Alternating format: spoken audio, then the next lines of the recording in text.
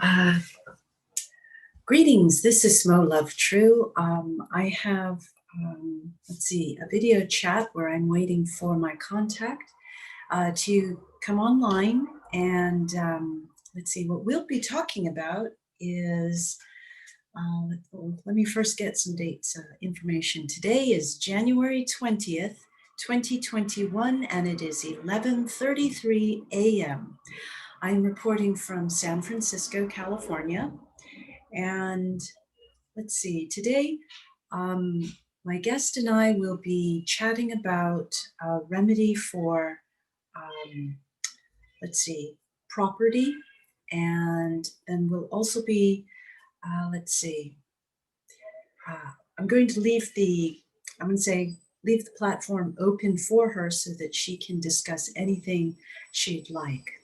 Okay, so we'll be back in a moment. Let's do pause record. Okay, we are now back with our guest from our last chat, and what we were discussing is this financing statement here, and an issue had come up where it's important to secure housing, right? And so that's what this process is going to enable us to do. Now, let's see. Is it okay if I call you Lady Embalmer or Morticia? Sure, absolutely. Okay. So I want to say, Morticia, we're basically going to, on your own original document, there's a barcode, which here on the screen we don't have because this is just a blank sheet. But what it is to take that, the number that is below the barcode and enter it under 1A, the initial financing statement file number. Okay. And that'll be your number, who becomes... I'm sorry, I don't have a barcode, but I do have the number. Okay, let me just do a little pause here. Pause, because I want to see what it is you're looking at there. Oh, excuse me. So let's go back to share screen to this one here. Okay, share. All right. So I want to say thank you, Morticia, for sharing that with me, just so I can see what is being delivered on the other end. So that there's a long number. I want to say it's about 15 digits long. And that number would go on a blank form. If possible, the latest form is dated November 1st, 2015, and that's the amendment, okay? Filing office copy, financing statement amendment, form UCC3, revision 11/01/15. Okay, so it's always good to use the latest form because some changes might have been in effect. I believe the previous form was dated 2011. So there are actually some forms that I have that in this recent recording are dated from 2011, but the preferred form would be the 2015. Okay, so it would be necessary to fill out C, which is send acknowledgement to, with the name and address. And let's see. And below that, in 1A, initial financing statement file number, that's where, let's see, you would include that long digit, I want to say the financing number. okay, which is about 15 digits long. Okay. What we are discussing today is how to secure property, okay? It can, it's basically, let's see, we'll be securing the house and a vehicle, is that correct? That's correct. Okay, so you can skip 2, 3, 4, and 5, which is 2 is termination, 3 is assignment, 4 is continuation, 5 is party change information.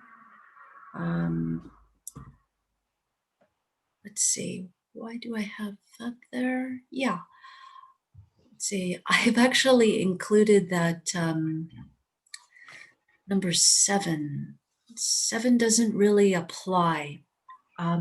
If one wanted to update their mailing address, then they would check number 5 for party information change to the secured party, check that, and then it would be the third box in number 5 where there's a change in name and address and or address, okay, or add a name, okay, and that's where the address, name and address would be changed. But in your case, this doesn't apply, so I'm actually going to take this off. And these were just general terms here so that we could see, but when we're just adding property, we don't need to include this. Okay, just keep everything very simple. What we will be checking on, Morticia, is number 8, and that is collateral change. And then you're going to check that first box, add collateral. Okay, let's see if I can make this bigger for the monitor to see what's on there. Okay, so.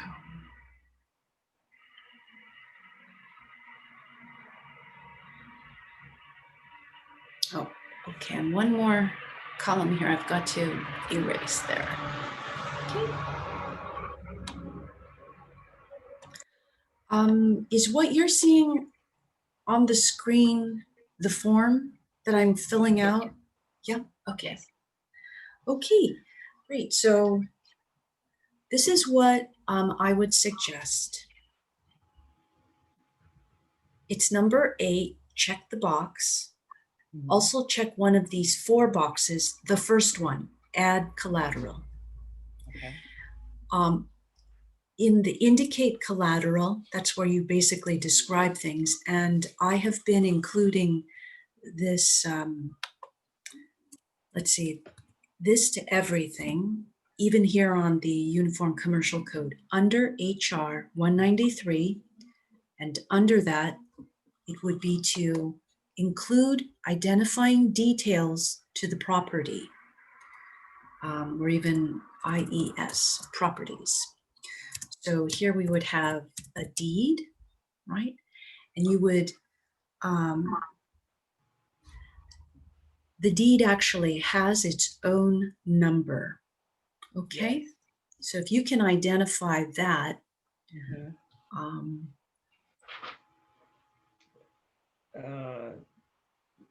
the min number? For the vehicle, that would be the VIN number. Yes, the vehicle identification. For the deed. Oh, okay. Hold on one moment. Let's let me pause here. Pause record. So yeah. So the deed of trust is essentially a mortgage, and you can add that to the liability because that's part of collecting the debts, right? But what you would like is go online and search for deed. It would just be deed without the deed of trust. Okay. Just the deed. And that's typically how it's done here in San Francisco, is it would just be a deed And while you're online, go through the whole listing that I can recall back in 2016. All the deeds were digitized, and it goes back to when the internet had started. I want to say it goes back to about 2000. Okay, Oh, so okay. even though the name is not your name on that deed, capture it, okay? Because you want to capture all the deeds on the property and include that as collateral under this amendment, okay? Okay. Okay. And that's all that would be necessary for the description, for describing the collateral. Okay? So you say that one more time for me, please. Right. So I want you to go online Okay. for the county recorder's office of where the property is located. If you can physically go into the county recorder's office, that would be ideal. But from what I have found is it is possible to access county recorder's records online, okay? And what you would do is identify your property and then go through the records where you're just identifying the deeds. Deed of trust means mortgage. You want just the deeds. Okay, got it. Okay? And what you would do is you would go through all of the records and just get the instrument number for each of the deeds, regardless of whether your name is on it. If the property goes back to let's say 1999 and you weren't there, Okay. write down that deed number, and you're going to add the deed numbers as collateral under this amendment. Got it. Okay, we want to be as thorough as possible. Okay.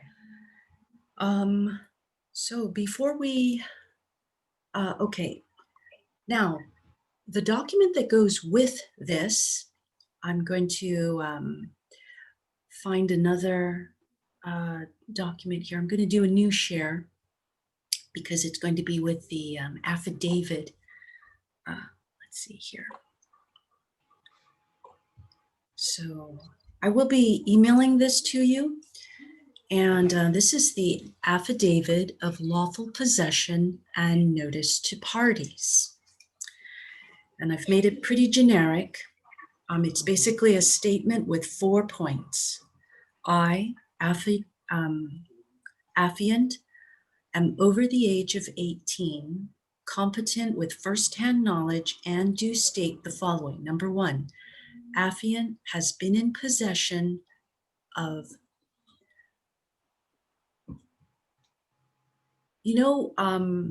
it's okay, parcel number. So you want to get when you look online, have this affidavit with you and get these details. So the parcel number. I think I have the parcel number. Okay. Yeah. And also the address, right? So I put down, I did the AKA, also known as, and that's going to be the address.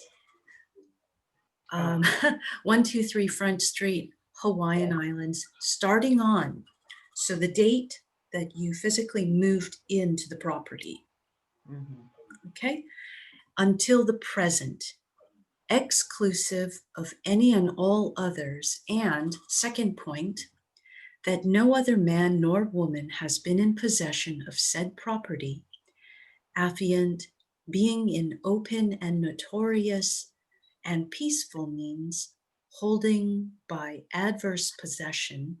And point number 3, that the deed to said property may not exist and under abandoned salvage has been claimed. And point number 4, that Affiant completed the requirements to perfect a security interest in said property, and Affiant saith not, I, on my own unlimited commercial liability, I would actually restate that, I, under House Resolution 193,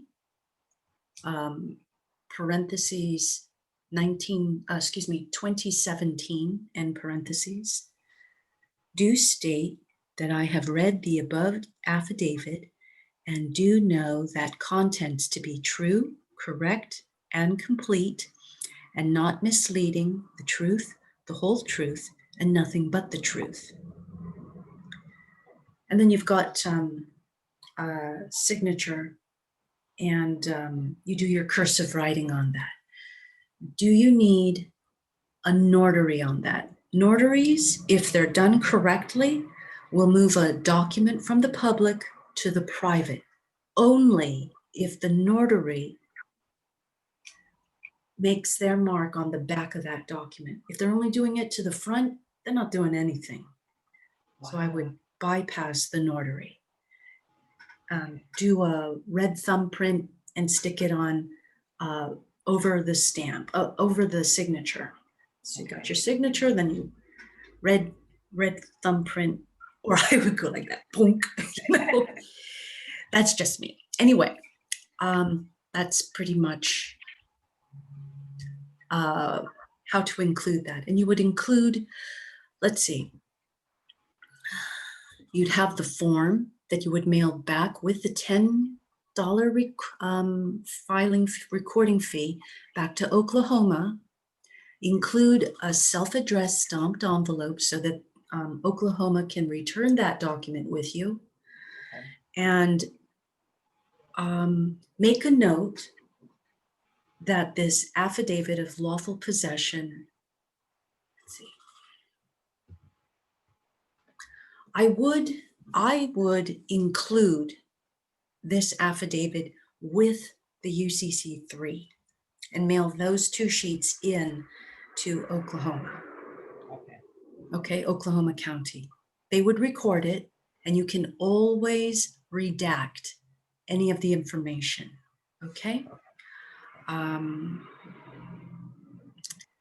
Let's see, what else do I have here? Okay, so that is with regards to securing the house. It's a very simple process. Okay. And I will review the video, timestamp it, and you'll be able to come back to this, and I'll include, let's see, I will include links so that you'll have the forms as well in the video description. Okay. The next thing would be the vehicle identification number. Yeah. So basically that's the same thing. Every piece of property has its own unique identification number. You don't have to put that it's a 4-door, that it's the color of it, the VIN number by itself, maybe even make and model, but that's already included in the VIN number. So that's optional, including the make and model. So yeah, just gotta look for the VIN number and add that. Yeah, I have the VIN number. And the stamp goes on the bottom, right? Right, because it is, yes. So here down at the bottom at 10, I'm gonna say here, let's just do stamp, and I'll do stamp. Oops, nope, stop. So we would just include the stamp. Yeah. Right there. Yeah. Down in the lower right-hand corner, it would be included. Okay. Okay. That's really just to transfer assets, basically to transfer the assets. So good reminder on that. Thank you. And so, go ahead. The last part on number 9A, it is to include the individual's name. So we would have Morticia, the surname, and Morticia in there for 9B would be completed. And then in number 10, optional, that's where you would, it would be appreciated to include the stamp for the postal duty. So you would affix, one would affix a postage stamp. Okay. All right. And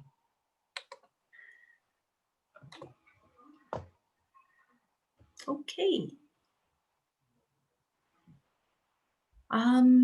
You can add any kind of property you'd like. Property is basically during this bankruptcy time, any kind of debts. Okay. It's just a matter of if you've got something from the court, ask the court clerk to, let's see, do an audit on the case, like child support, and that can be included as collateral. You can use up all that space. It takes up a few lines. It doesn't have to be double spaced. I'm just doing that to make it easier to look at. So you can add multiple things on one, or should you do a separate one for each? As long as the, like for number 8, collateral change, you're basically just adding collateral. So as long as there is space there, you can keep adding stuff to it. So okay. I'll just say, we'll do item, I'll do item A, and we got a D, and then we'll do item C. Here we have a VIN, then we'll do item DE, and we have child support, backup, E, child support, maybe from here. Let's see how many we can get. Item F, G, H, I, J. Okay, looks like we can get 8 items there. Well, yeah, fill up that space, make use of it, because basically each recording is $10, and if you've got a lot of items to add, make use of the space, you know? Keep it easy. Yeah. And so what was it that you said I could do for utilities? Okay, that was something different though, right? That is something different because with ongoing utilities, unless one is off the grid, that's the only way to really take care of that. It would be necessary. That's fine. Yeah, I think that is going to be something that's going to have to either wait, or if you can ask the utilities company for an audit to say how much back payments am I required for something that's ongoing like that. Let's see, certainly you'd want to keep the electricity going, and no, yeah. I was just wondering. Okay. My utilities are fine. They're fine. Right. I want to say once the abundance comes in, then it would be not an issue. But these that are outstanding, Yeah. that ought to be addressed as soon as possible. Okay. Yeah. Will do. I'm going to get on that right now. Yeah. Okay. Immediately. Thank you so much. You're welcome. You're welcome. It's great to see you, and thank you for sort of working with me to keep it short, because I've got my hostess in the other room. So anything else comes up, let me know, and we'll do a quick chat like this again. Okay? Okay. Thank you so much. You're welcome. You take care. Have a great one. Okay. Bye-bye. Let's see. Let's do stop share.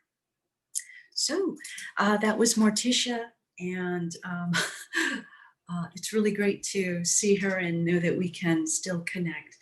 Yeah, all right. So that's a remedy for taking care and collecting debts if possible. All right, have a wonderful week. Hey, yesterday was my galactic signature day, and I just had a beautiful time driving around over to Redwood City to meet up with my host's contact. And we had Mexican food, yum, especially in California. And this morning we celebrated with, let's see, a modified mimosa. Anyway, take care. Smo out.